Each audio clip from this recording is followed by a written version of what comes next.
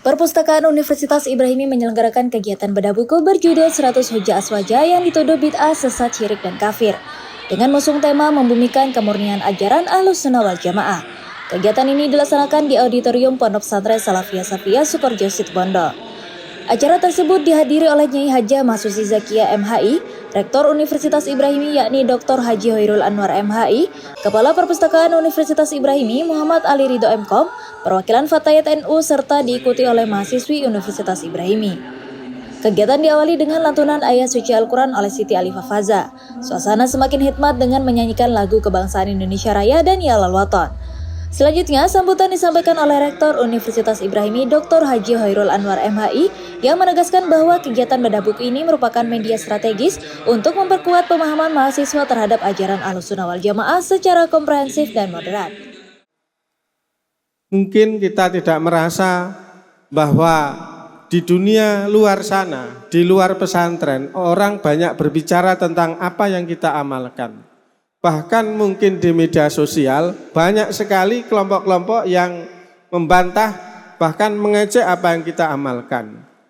Sehingga muncullah kelompok-kelompok dalam media sosial seperti Sarkum, sarjana kuburan, dalam rangka membela dalil-dalil terhadap amaliyah Nahdlatul Ulama yang beraktivitas di kuburan, sehingga muncul kelompok media sosial namanya Sarkum, sarjana kuburan, dan juga kelompok-kelompok yang lain. Oleh karena itu, momentum hari ini menjadi media bagi kita semua untuk menguatkan pemahaman kita. Mungkin sebagian sudah membaca di perpustakaan, mungkin juga sebagian belum membaca karena bukunya sudah ada, cuma kesempatan kita untuk membaca itu apakah ada atau tidak. Sangat bersyukur sekali bagi yang sudah membaca, tetapi bagi yang belum membaca, momentum hari ini adalah sebagai wasilah, bahkan sebagai taklim secara langsung kepada beliau yang menyusun buku 100 Hujah Aswaja. Mohon nanti Pak Yai dikembangkan menjadi 1000 atau sebagaimana, tidak 100. Karena selama ini tuduhan yang dialamatkan kepada kita banyak sekali. Tidak hanya ketika kita di Indonesia, bahkan di luar negeri juga banyak. Oleh karena itu, buku ini bisa dikembangkan sehingga wawasan kita menjadi lebih luas sekali. Yang berikutnya tentu kami juga atas nama pimpinan Universitas Ibrahimi, mohon maaf khususnya kepada narasumber dan juga para tamu yang lain, apabila di dalam menyiapkan acara pada siang hari ini ada yang kurang sempurna, baik dari si tempat maupun dari penghormatan, maupun lainnya, sekali lagi atas nama pimpinan universitas kami menyampaikan permohonan maaf. Bapak Ibu sekalian yang saya hormati, sekedar berkisah bahwa saat kami diberi tugas oleh pengasuh untuk mengembangkan perguruan tinggi menjadi universitas, kami sempat konsultasi kepada Rektor Universitas Airlangga waktu itu Profesor Nasih. Kami konsultasi, kami ditanya prodinya apa saja yang mau dikembangkan. Saat itu kami jawab salah satunya adalah farmasi. Apa pertanyaan Pak Rektor itu? Beliau bertanya, apakah santri sudah tidak percaya lagi dengan air subuh? Kok harus buka farmasi? Demikian juga hal ini pimpinan juga sedang mengkaji bagaimana kita membuka tentang prodi metalurgi. Metalurgi itu pengolahan besi. Pertanyaannya, apakah kita sudah tidak percaya dengan hadat dan jurus-jurus yang lain? Ya, ini juga dialamatkan kepada kita.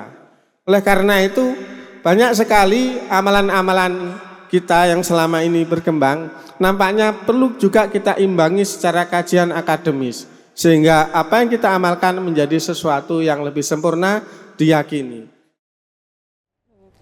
Awal untuk mengadakan kegiatan ini perjuangan luar biasa. Yang pertama, kami harus koordinasi dengan banyak pihak, utamanya mencari jadwal atau waktu luang utamanya dari narasumber, dan alhamdulillah kami sangat puas sekali dan merupakan kehormatan yang luar biasa yang pada akhirnya narasumber kita yaitu Kiai Khozin berkenan hadir dan mengisi acara yang kami adakan saat ini.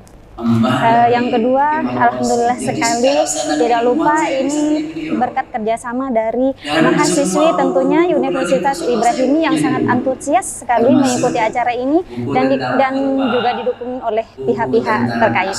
Sekali lagi saya sampaikan terima kasih untuk Universitas Ibrahimi yang telah membantu mensukseskan acara ini sehingga acara dari awal hingga akhir berjalan dengan sangat lancar dan sesuai dengan yang kami harapkan. Sebagai bentuk apresiasi juga diberikan cenderamata kepada Kiai Haji Ma'ruf Hozin sebagai narasumber yang diserahkan langsung oleh Kepala Perpustakaan Universitas Ibrahimi Muhammad Ali Ridho MKom.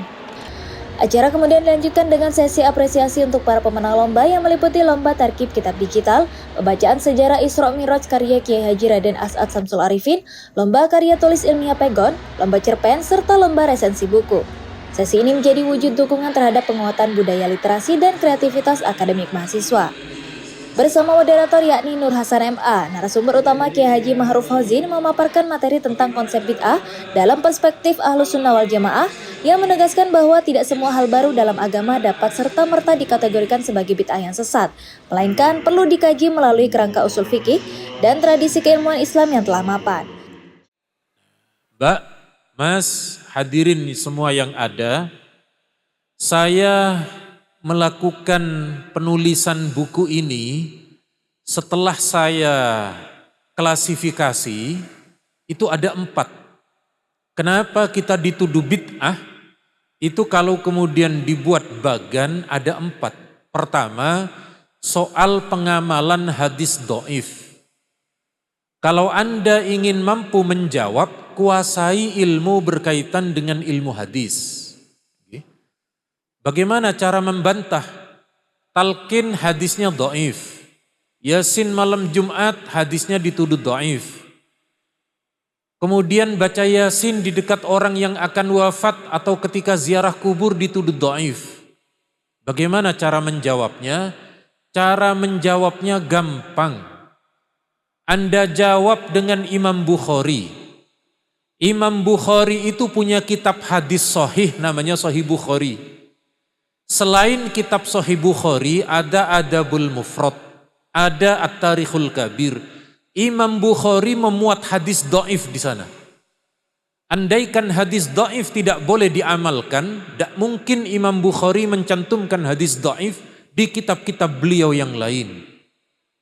Imam Ahmad mengamalkan hadis dhaif. Imam-imam yang lain juga mengamalkan hadis dhaif, termasuk imam selain 4 madhab. Selain 4 madhab ini alhamdulillah orang Madura nyumbang 2 imam. Yang pertama adalah Imam S. Arifin dan yang kedua adalah Imam Nahrawi ya. Mantan menteri ya, itu masih saudara kita ya. Yang penting kan ada nama imamnya di situ ya. Orang Jawa nyumbang 1, namanya Bapak Imam Utomo ya, mantan gubernur dulu. Kan ada imamnya itu ya. Nah, jadi sekali lagi mereka itu sering mengaku mengikuti ulama salaf. Loh, ulama salaf kok anti hadis dhaif? Ternyata para ulama salaf kita mengamalkan hadis dhaif. Understand? Nah, ini menunjukkan mahasiswa langsung menjawab yes. Kalau di Ma'had Ali saya tanya understand, dijawab fahimna atau na'am ya.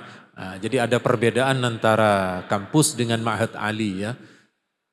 Allahumma shalli ala Muhammad. Yang menjadi perdebatan kedua adalah soal qiyas fil ibadah. Apa qiyas fil ibadah itu? Itu ahlinya Ma'had Ali, ahlinya Kiai Afif, ahlinya beliau Kiai Khairuddin. Spesialisasinya ada di pondok ini. Karena qiyas fil ibadah itu ada di dalam usul fikih. Adzan di kuburan tidak ada dalil hadisnya. Caranya adalah qiyas dengan hadis kelahiran. Ketika ke kuburan nyiram dengan kembang, ada mawar ditancapkan di situ, ada sekian kembang diletakkan di situ. Dalilnya qiyas. Ketika Rasulullah menancapkan kurma di atas kubur. Ini mereka itu tidak mau dalil qiyas itu. Apalagi kalau qiyas fil ibadah mereka sangat anti. Ini kok manggut-manggut semua, kenapa ini?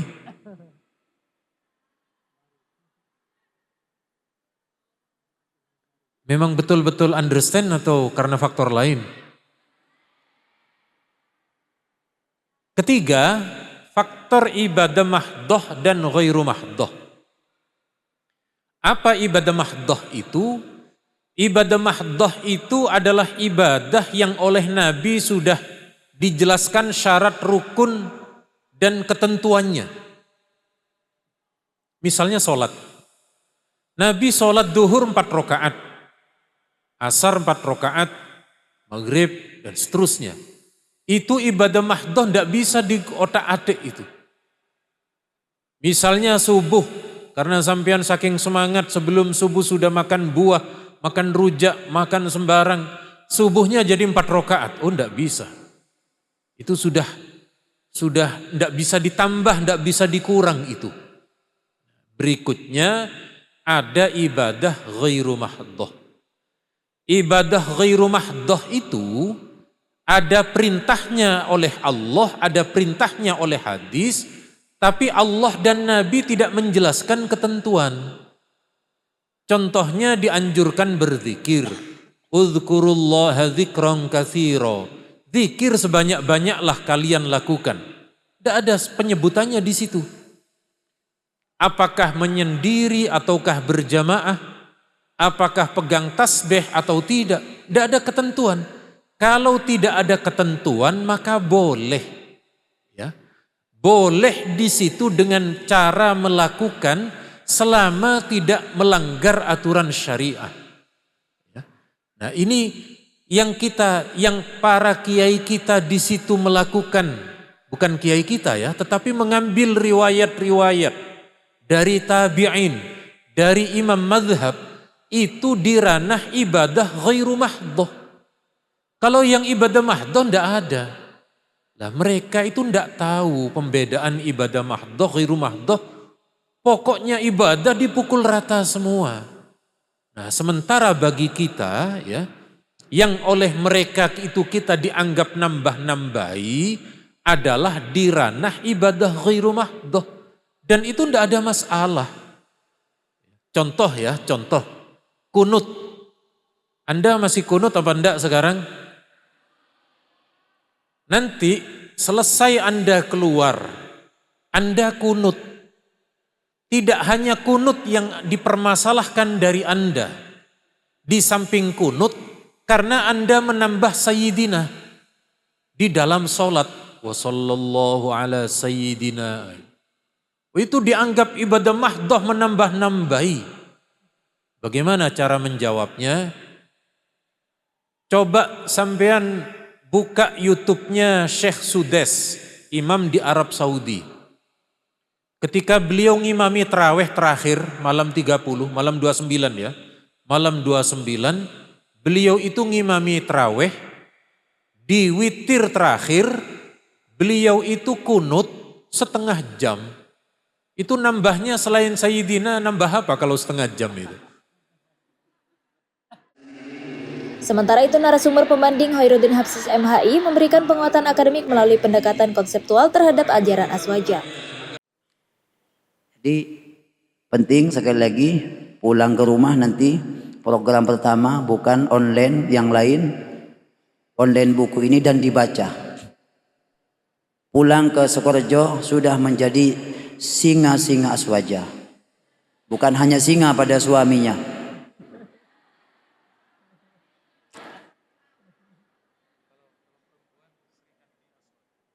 Kalau perempuan kata beliau bukan singa Aswaja, karena singa itu biasanya jantan ya. Sri Kandi Aswaja. Kalau ditanya tahlil itu langsung paham dalilnya itu.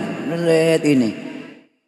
Misalnya nyampe ndak bacaannya ke kuburan itu. Tapi beliau sudah jelaskan ke alam kubur. Nyampe apa dalilnya? Pakai dalil tadi. Tapi kalau seandainya pakai argumentasi dalil-dalil itu mereka tidak menerima. Sebenarnya ada tingkatan-tingkatan kita berdialog dengan orang yang paham dengan kita. Pertama mungkin dengan argumentasi tadi itu. Tapi kalau seandainya orangnya ini tidak level dengan kita, jangan dipaksakan. Kita dudukkan dulu yang cingkrang-cingkrang yang ini, yang suka membid'ahkan. Hadisnya tadi kullu bid'atin dhalalah. Hadis lengkapnya iyakum wa muhdatsatul umur wa kullu bid'atin dhalalah wa kullu dhalalatin finnar. Dalam Musnad Ahmad juga disebut. Kita tanya dulu, Anda paham enggak kullu bid'atin maknanya? Ya, seluruh bid'ah, setiap bid'ah. Apakah makna setiap kullun itu maknanya semua? Kalau enggak bisa menjawab, Anda mohon maaf enggak level dengan saya Santi Sukorejo. Gitu. Tanya juga mantiknya kullun kulli apa kullun kulliyah. Karena di dalam Al-Quran ada kullun maknanya sebagian. Banyak ya. Waj'alna minal ma' kulla syai'in hai. Kami ciptakan segala sesuatu kulla syai'. Ternyata ada makhluk Allah yang bukan dari air. Apa itu? Jin. Wa khalaqal janna mim marijin. Wa kana wara'uhum maliku ya'khudhu kulla safinatin wasba. Itu tak semua kapal disita, yang baik-baik saja dan seterusnya. Tapi kalau ini tidak bisa, jangan dia paksakan. Pakai pendekatan metodenya Gus Baha. Apa katanya itu? Cangkem elek. Cangkem elek itu maksudnya berlogika-logika konyol gitu loh. Coba yang sampian pakai itu kalau orangnya seperti saya, matanya sudah tidak lagi kuat alias berkacamata. Kacamata sampian itu muhdas, barang baru. Lam yu'had fi hadir Rasul. Karena bid'ah itu sering didefinisikan malam yu'had fi hadir Rasul. Yang tak pernah dikenal di zaman Nabi. Di zaman Nabi tidak pernah ada kacamata.